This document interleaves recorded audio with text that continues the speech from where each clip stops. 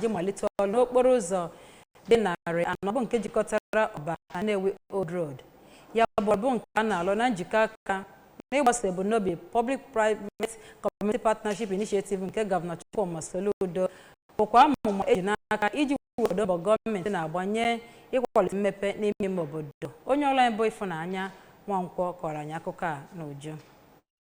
N'ịgbapezi ya bụ ọrụ, Mayor na-afụ maka Kansụl Idemili South Oriakụ Amaka Obi kwupụtara mkpa ụzọ dị n'igbo mkpa dịgasị iche iche ndị bi n'ime ime obodo na-agabiga nakwazi iweta mmepe n'obodo.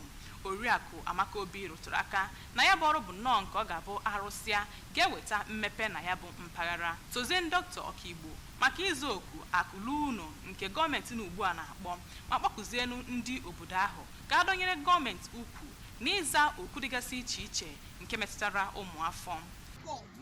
Another road in any food in Bible particular no one below Yalu Nnewi Oba Old Road. I sit up by your road. It's a very good development for them, and this type of development we find it encourage others to have their nilaka.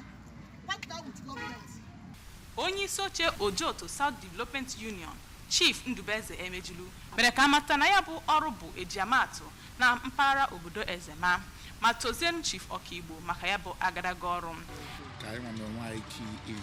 Into this particular initiative. Manager Royal Accords Construction Limited ụlọ ọrụ enyere ya bụ ọlụngo ịrụ ụzọ Engineer Obinna Kolunye kwere nkwa ịrụ ọrụ bụ kpoo n'oyoyo ma bụrụ nke a ga-arụcha n'oge na-adịghị anya.